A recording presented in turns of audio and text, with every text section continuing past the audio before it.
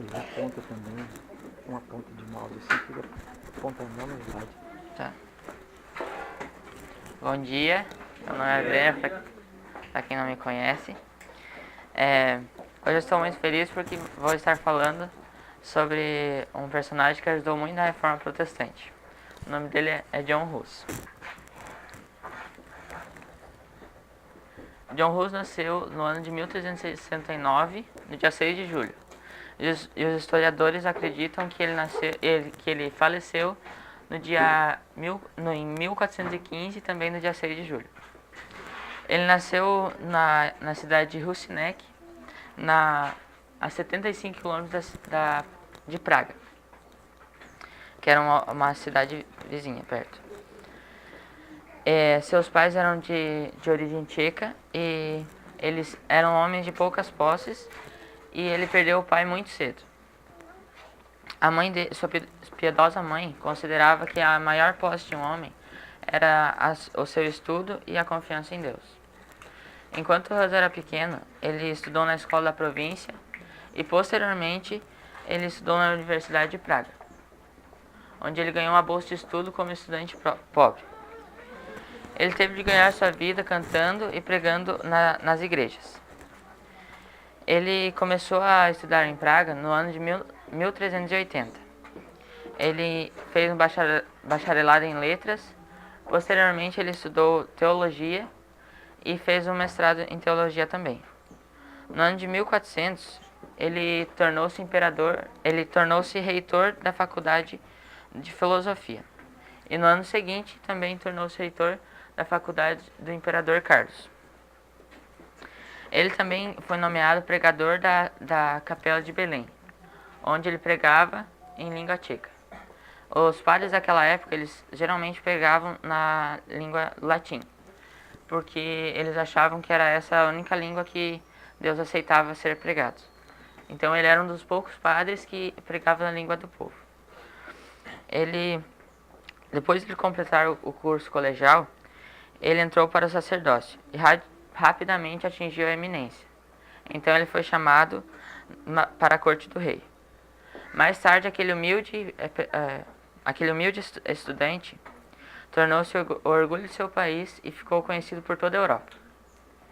Logo depois que Hus começou a pregar sobre as verdades na cidade de Praga, o Papa convocou para ele comparecer perante ele em Roma. Mas o rei e a rainha da Boêmia pediram para o Papa para ele não ir e que ele fosse então respondendo por cartas. Mas o Papa não aceitou e colocou um interdito na cidade. O interdito naquela época queria dizer que não haveria cerimônias de casamento nas igrejas, não teria cultos e também os mortos não teriam mais as moradas da bem-aventurança. Hus então saiu da cidade por causa que ela virou um caos. Então ele voltou depois de ter acabado o interdito e para continuar seu trabalho na capela de Belém.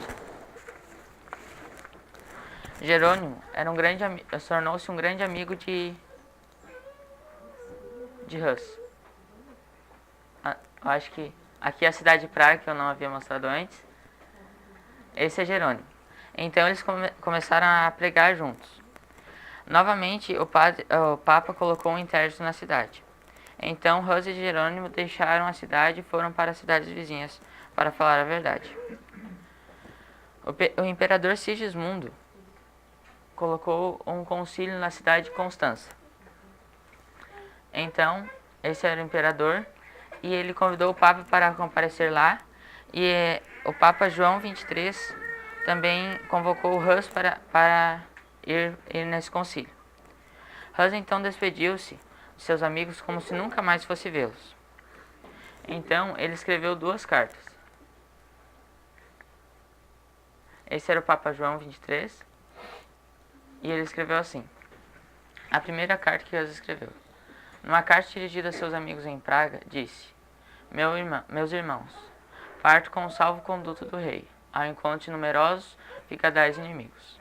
Confio inteiramente no Deus Todo-Poderoso, em meu Salvador. Confio que Ele ouvirá as vossas fervorosas orações. e dará sabedoria à minha boca, que comunicará sua prudência, a fim de que eu possa resistir a eles, e que me outorgará seu Espírito Santo, a fim de fortificar-me em sua verdade, de maneira que eu possa defrontar com a coragem das tentações, prisão e, sendo necessário, até uma morte cruel. O salvo-conduto naquela época era o que o rei dava para uma pessoa, e que era uma segurança que ninguém poderia o matar. O Papa não teria o poder de matar ela. E então, a segunda carta dizia assim: em outra carta a um padre que se tornara discípulo do Evangelho, Hus falava com profunda humildade de seus erros, acusando-se de ter sentido prazer em usar ricas decorações e haver despendido horas em ocupações frívolas. Acrescentou então esses tocantes conselhos: que a glória de Deus e a salvação das almas ocupem a tua mente, e não aposte benefícios e bens. A cautela te adornar a tua casa, do que a tua alma. E acima de tudo, dá teu cuidado ao edifício espiritual. Sê piedoso e humilde para com os pobres, e não consumas teus haveres em festas. Se não corrigires a tua vida e não te referares das superfluidades, temo que seja severamente castigado como eu próprio sou. Então, depois de ele chegar a Constância nesse concílio, o Papa deixou ele voltar com segurança, e ele também deu uma proteção pessoal, que ele não poderia ser preso. Mas posteriormente o Papa então prendeu ele numa masmorra, e depois ele o levou para um castelo no Rio Reno. Então ele ficou muito doente nesse castelo, por causa que lá era um ambiente muito úmido e o ar era muito impuro. Hus teve uma febre que quase o levou à morte. Hus então foi finalmente conduzido perante o concílio para ser julgado.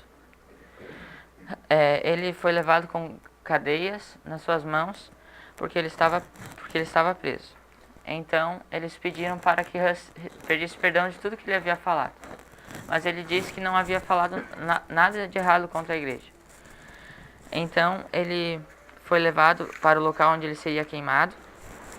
Quando ele estava amarrado já no poste, eles perguntaram novamente se ele queria salvar-se. Mas ele disse que numa carta assim: sendo de novo exortado a retratar-se, replicou, voltando-se para o povo: com que cara, pois, contemplaria os céus? Como olharia para as multidões de homens a quem preguei o evangelho puro?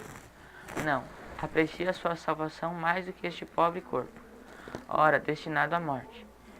Finalmente puseram-lhe sobre a cabeça uma carapuça, ou mitral de papel em forma piramidal, em que estavam desenhadas horrendas figuras de demônios, com a palavra Arquierege, bem visível na frente. Então ele disse: com muito prazer eu levarei sobre a cabeça esta coroa de ignomia por teu amor, ó Jesus, que por mim levaste uma coroa de espinhos. E eles disseram a Hus: agora damos então a tua alma ao diabo.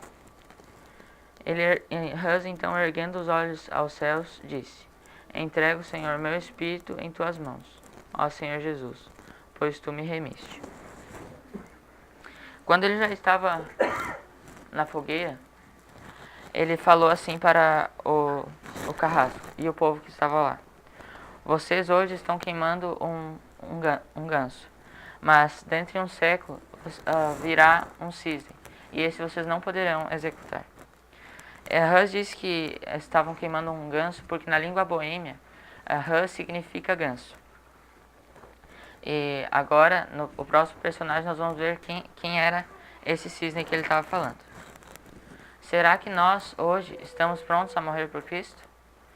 Hus não teve dúvida que ele teria uma grande recompensa no final. E ele também não teve medo de falar a palavra para os outros. Que nós possamos pegar ele como exemplo e começar a não ter medo das coisas e levar o amor de Jesus ao mundo. Muito obrigado.